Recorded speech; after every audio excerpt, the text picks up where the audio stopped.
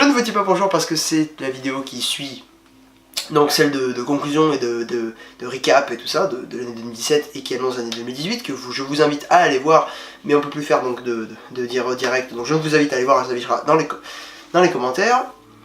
Je rigole aussi, je risque de rigoler souvent dans la vidéo parce que celui qui est en train de me prendre en vidéo n'est autre que notre ami Boxen, donc Thibaut, de notre chaîne. Bonjour Thibaut. Voilà. Et cette vidéo, comme vous avez pu le lire dans le titre, c'est tout simplement la vidéo top 10 des films de cette année. Parmi ces films, il y a une partie que j'ai vue et une partie, j'ai tous vu, mais une partie que j'ai critiquée, une partie que je n'ai pas critiquée. Pas sur cette chaîne en tout cas, parce que bon, on a commencé en septembre, l'année 2017, il y a eu le temps de septembre avant, et il y a eu des bons films avant. Donc, nous allons commencer tout doucement, et je vais, pour certains films, ceux que j'ai déjà critiqués, je vais passer très vite dessus, je vais juste dire, ah bah ils sont en telle position, point. Ensuite, pour ceux que ceux que je n'ai pas critiqués, je vais quand même un peu m'étendre dessus, mais légèrement, pas longtemps. Numéro 10, Dunkerque, donc sorti en juillet 2017, donc.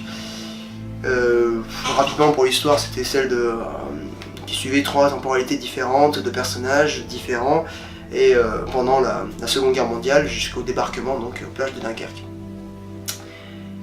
Qu'est-ce que j'en ai pensé réellement? Pourquoi je le mets en top 10, enfin numéro 10? Parce que parmi les autres films, les films qui vont suivre, je l'ai moins apprécié, et je suis aussi un grand fan de Christopher Nolan. Il faut que vous le sachiez, arrive un moment.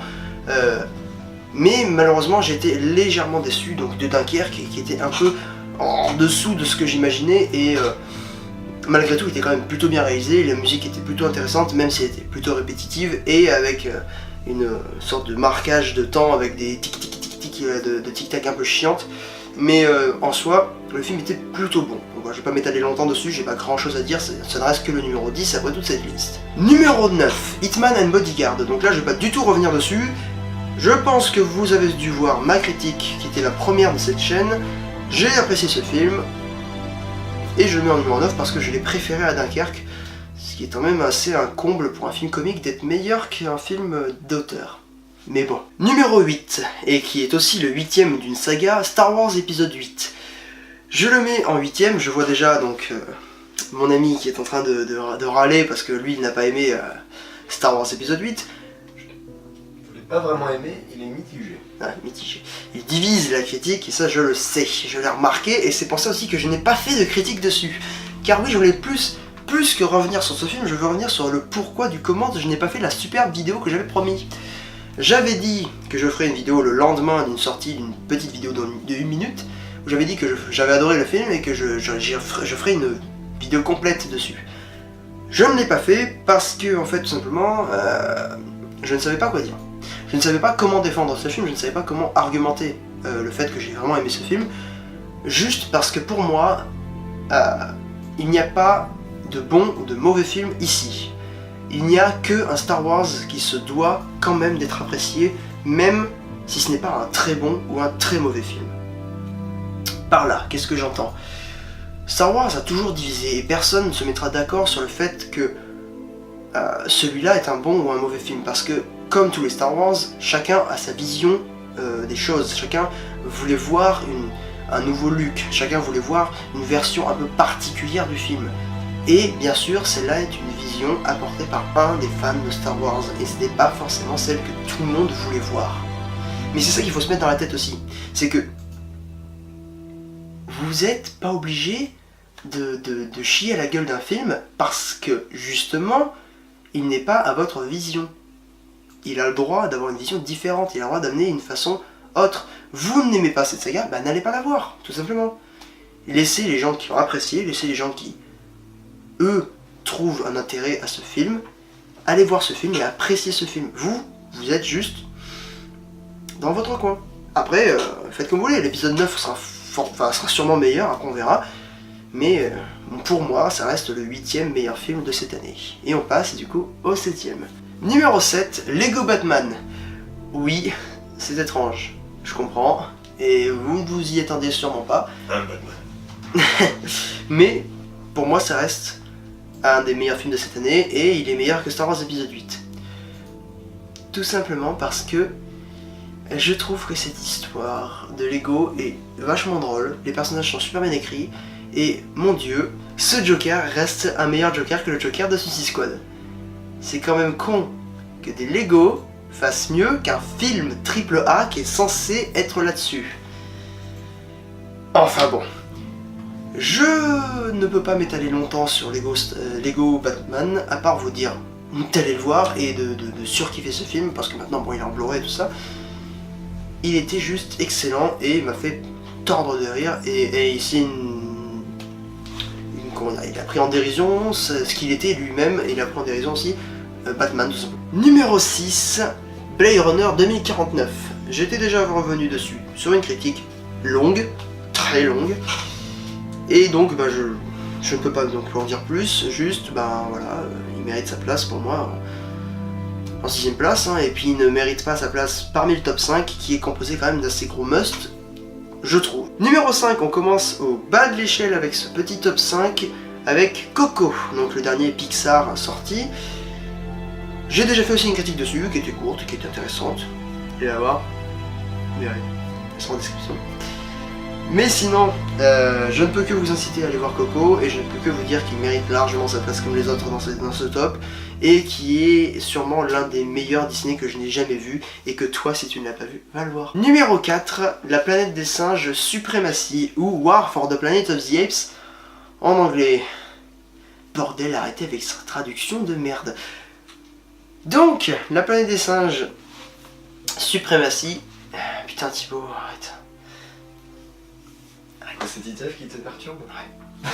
Donc La planète des singes Supremacy, je ne peux pas être objectif sur ce film parce que je l'ai vu dans des conditions juste monstrueusement bonnes. Je suis allé le voir du coup aux Champs-Élysées dans une grande salle, et le film était en IMAX avec le Dolby Atmos. Je sais que la plupart d'entre vous sont sûrement déjà allés voir des films comme ça et se disent oh bah ça va, c'est pas grand chose. Moi j'adore le son, j'adore l'image qui est belle, et donc du coup bah forcément ça aide à apprécier un film. Et puis pour quelqu'un qui vient de la campagne, c'est bien. Merci Thibaut. Vive la campagne. Mais en tout cas, je peux que vous dire que c'était sûrement l'un des meilleurs films La planète des singes qui a été fait. Les enjeux sont magnifiques, le film tire des larmes quand il a besoin de tirer une larme. Il a des messages symboliques, juste monstrueux, et ce n'est pas qu'un film de shoot, non.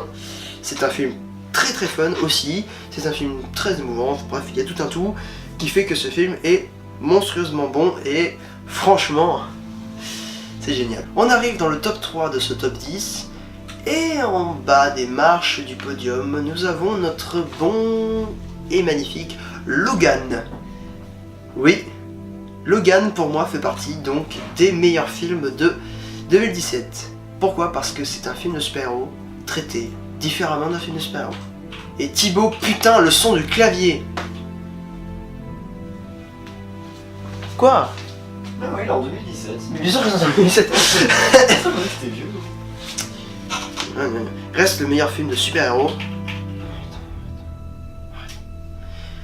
Et on... Arrête! Et il est extrêmement bien réalisé, il est juste monstrueusement bon.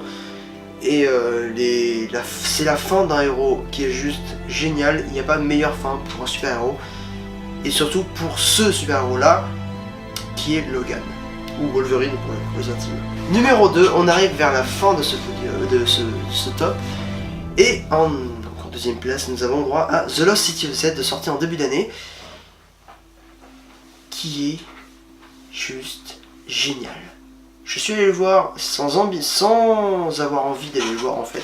C'est un pote à moi qui m'a dit ah viens on va voir ce film. J'ai dit ouais, j'avais pas trop envie de sortir et tout, j'avais pas trop envie de voir le film. Et mon dieu que j'ai bien fait de me déplacer parce que j'ai pris une sacrée claque.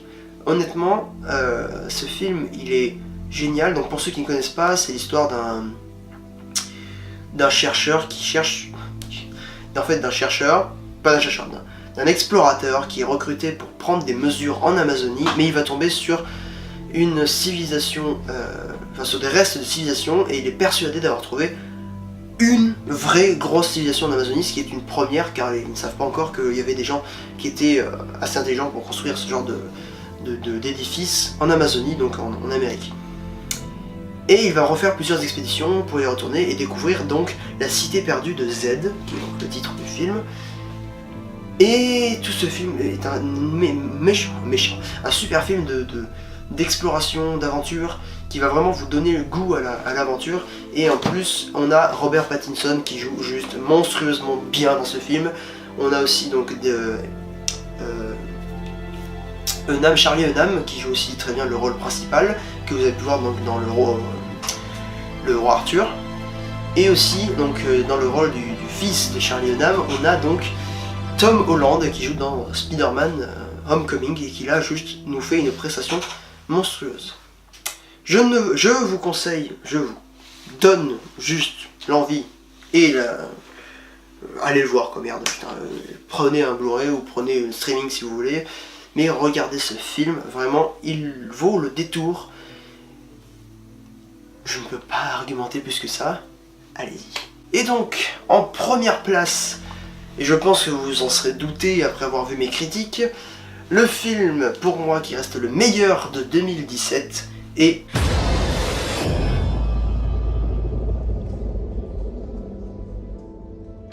donc le film sur notre magnifique clown. Je ne peux pas m'étaler plus, j'ai déjà fait une critique d'une demi-heure dessus. J'ai déjà dit que c'était un film extrêmement bon, j'ai déjà dit que c'était un film parfait. Pas parfait, mais en partie parfait. Et j'attends avec impatience en 2019 sa partie 2. Mais là, vraiment, il mérite cette première place. Il mérite cette congratulation. Parce que vraiment, j'ai pas eu mieux comme film cette année. Donc voilà, je m'arrête là pour la vidéo de top 10. J'ai pas plus à dire, il n'y avait que 10 films. J'aurais pu faire quelques mentions honorables, mais j'en ai pas vraiment envie. Et surtout que on n'a pas eu un super grand cru de films en 2017, donc on n'a pas de quoi dire énormément de choses. Il n'y a pas eu une super année. On espère qu'en 2018 on aura vraiment une meilleure année de films. On verra de meilleures choses. Et surtout que les petites perles qu'on a eues cette année au cinéma, c'était pas vraiment au cinéma, c'était plus dans les séries. Si on a eu quand même Thor Ragnarok.